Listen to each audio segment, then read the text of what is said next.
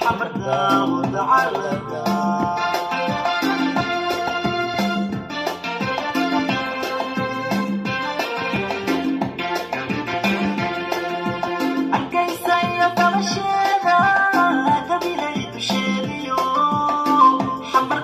متعلقة حمرنا متعلقة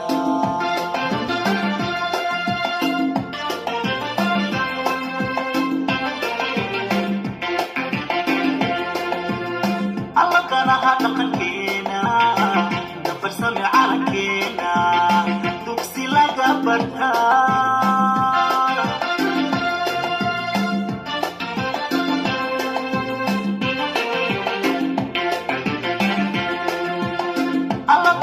دقنكينا دبر سمي على كينا دوكسي لقبرتا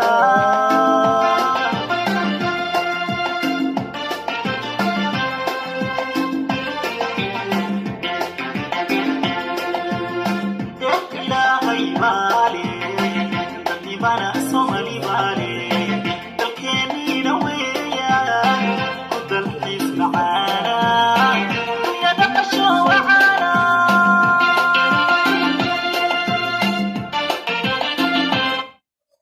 war hadduu sii baxo hadday sii duusho maxaa la dhahay horta maanta waa guuri horta hambalyaan leenahay yaa odayga maanta waa guuray ma fahanteen odayga maanta waa guuray yaa xaggaa iyo yaa outside in muqdisho yaa laga soo bilaabayaa cawada laga soo bilaabayaa insha allah yaa kuwa waxaa sugoonaa kaleeto inay meesha noo baneeyaan bis yaa marka sheekooyinka hoteelada iyo waa dhamaatay sheekada hoteelada iyo waa dhamaatay in hotel la degnaaday iyo waa dhamaatay deegaanka cusub waxaa leenahay guul iyo gobonimo waa meesha xurnimada laga soo duulin lahaa meesha xurnimada laga soo duulin lahaa waa meesha xurnimada laga soo duulin lahaa waaye wayna noqonaysaa insha allah bilkariim way noqonaysaa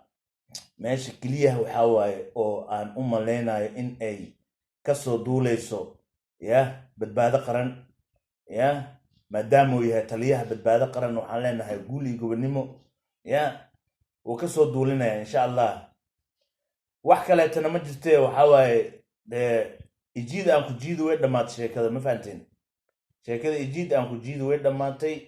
sheekada maanta noo bilaabmaysaa sidai xal u bilaabato waa qaybtii labaad waa hadda ya mar hadduuba madaxweynaha horumarka oo gurigiisii cusub degay villa Soomaalina sidoo ku soo galo way fududaanaysaa ma fahantiin ya tan kaleeto aan meeshaan reeti tacsi ugu dirayno waxa waaye raggii ku dhintay iyo kuwii ku dhaawacmayba ya outside in Dar es Salaam city waxaa leenahay ilaahay